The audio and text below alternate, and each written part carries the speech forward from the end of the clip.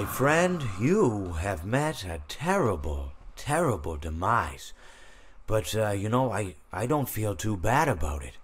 After all, if it weren't from me, it would have just been from someone else, you know? I guess what I'm trying to say is life goes on. Well, for everyone else, life goes on, not for you. You're dead. But that's neither here nor there. It reminds me of one summer day in the park. I was having just a delightful picnic with my good friend Orville. And I said to him, Orville, I have a story. And he said to me, what's the significance of the story? And I said to him, Orville, not every story has to have significance, you know? Sometimes a story is just a story. If you try to read into every little thing and find meaning in everything anyone says, you'll just drive yourself crazy. I had a friend do it once.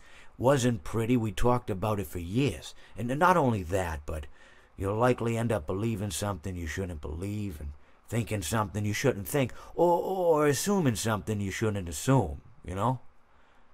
Sometimes, I said, a story is just a story. So just be quiet for 1 second of your life and eat your sandwich, okay? Of course, it was only then I realized I'd made sandwiches, and poor Orville was having such difficulty eating it.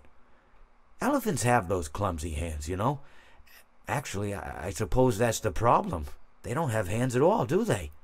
They're all feet. I couldn't imagine someone asking me to eat a sandwich with my feet. Now, if I recall correctly, there was a bakery nearby. I said to him, Orville, let me go get you some rye bread. Now, I'm unsure if elephants enjoy rye bread, but I assure you that Orville does. Now, this was on a Tuesday, which was good because rye bread was always fresh on Tuesday. They made sourdough bread on Monday and threw it out Wednesday, or rather they sold it at a discount for people wanting to feed the ducks, and then probably at the end of the day, finally they threw it all out. I don't recall. I do remember a man who would bring his son to the bakery every Wednesday and then go feed the ducks. He would buy all of the sourdough bread. Of course, you're not supposed to feed the ducks sourdough bread at all. It swells up in their stomach and then they all die. At least that's what I've heard. I never saw any ducks die myself, but I did notice a substantial decrease in the duck population over the course of a few years. I just never thought to stop the man and tell him that he was killing the ducks by feeding them sourdough bread. And if you want my opinion on the matter, and I told Orville this as well, if you want to feed ducks, or birds, or any kind for that matter, it's best to buy seed. I mean, when you think about it, breads of any sort don't occur in nature. They don't grow on trees or spring up from the bushes. I don't think birds know what to do with bread. What was I saying? Oh, yes. So I bought Orville some rye bread. What a fine day it was. Well, it seems that your journey has ended. Very sorry about that. It was always going to end this way, of course. If it weren't by me, it would have just been by some other, terrible thing. Just, you could not imagine how terrible it would be. Just, I get scared thinking about it. Glad it's not me. It reminds me of a time I was speaking to my good friend Orville. We were sitting on a park bench watching the pigeons. I was on the left, he was on the... Oh, wait, was I on the right or left? Anyways, it doesn't matter. We were sitting on there watching the pigeons. And I said to Orville, friend, those birds are frozen. And he kind of looked at me like I lost my mind. But I reminded him that it was winter, and often birds will sit in a tree until they freeze. And then they sort of fall to the ground until the sun warms up and they can, move around again. So I said to Orville, you might as well save those breadcrumbs until the birds thaw, because they can't very well enjoy them in the condition they're in. To which he asked what I meant, and asking what condition the crumbs should be in before he threw them to the birds, assuming that I meant the birds couldn't enjoy the breadcrumbs in the condition that the crumbs were in, when in fact I had meant the birds could not enjoy them in the condition that the birds were in, considering that the birds were frozen. So he took a moment and then threw his last handful onto the ground. I said to him, Orville, why did you throw the breadcrumbs to the birds when I just told you they're frozen? To which he responded, the breadcrumbs are not frozen. Again, misunderstanding my words. I didn't mean to say that the breadcrumbs were frozen when I said I told you they're frozen. I'd been referring to the birds. In hindsight, what I should have said was, and this would make perfect sense, why did you throw the breadcrumbs to the birds when the birds are frozen? He misunderstood upon my correction, stating that he didn't know what else to do with the breadcrumbs, and that perhaps, when the birds thawed, they'd still be able to eat the crumbs. So I said to Orville, and this is what I said to him, I said, Orville, the birds may be dead. It seems that you have met a horrible demise, my friend. But, these things happen, and life goes on. Not for you, obviously. You're dead. But it reminds me of a time I was having a conversation with my friend Orville. We were, where were we? I think we were by the river. We were sitting by the river and watching the fish leap over the falls. And I said to Orville, sometimes I feel like a fish leaping over and over again, always trying to get somewhere, though I don't know where, only to find myself in the jaws of a beast. He, of course, looked at me, surprised, Have you been in the jaws of a beast, friend? To which I said, no, of course not, Orville. I said, no.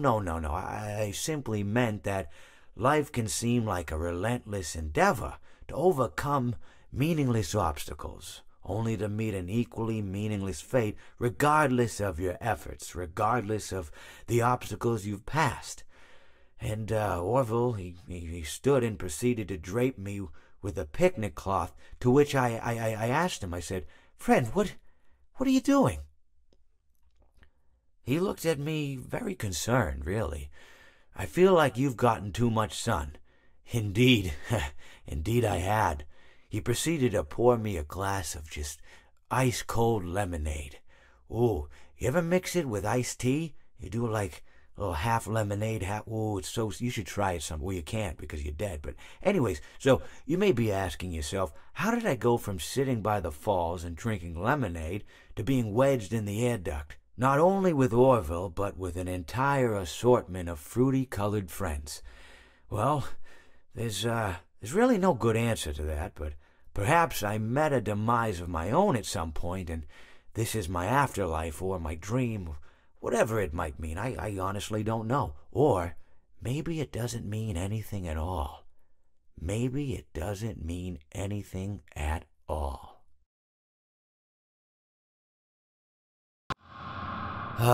It seems that you have met your end. What a pity. I don't feel too bad about it, though. After all, if it weren't me, it would have just been one of the others, I guess. I'm honestly just glad to be out of those air ducts. It's not easy for a hippopotamus to fit up there, and not easy to get down either, and not as young as I used to be, as you can see. I used to be able to do all the sorts of things. You're young, you're vibrant, you have that sort of pep in your step. It reminds me of a conversation I was having with one of my good friends, Orville. We were having a nice picnic one day. I believe it was summer. No, perhaps it was... Was it the fall? Yes. It was the fall because the leaves had turned already. But I said to Orville, I says, Orville, I have a story to tell you. And Orville looked at me, kind of odd and said, what's it about? I said to him, not every story has to be about something, Orville. Sometimes a person just wants to talk. Why does everything have to be a story? I said to him. He just looked at me and he said, well, you said you had a story. And, he was quite right. I did, in fact. I told him I had a story. I suppose if a person just wants to talk, then it's best to not announce that you're telling a story. Telling a story does come with its own pressures and expectations, I suppose. After all, if you're just talking to a friend, then there's no more expectations than if you were talking into the wind. Words by themselves aren't expected to carry, aren't expected to stick. But if you announce you're telling a story, well then, there'd better be a point to it all, you know? No one wants to sit and listen to someone ramble on and on and on with absolutely no end in sight. So, it's good to be mindful that when you tell someone that you're about to tell a story, that you have something to say. Telling someone that you're going to tell them a story is tantamount to asking them to stop what they're doing and pay attention. You're basically saying, hey, buddy, stop everything. Stop what you're thinking. I have a solution to everything. And, well, I didn't really have any story to tell.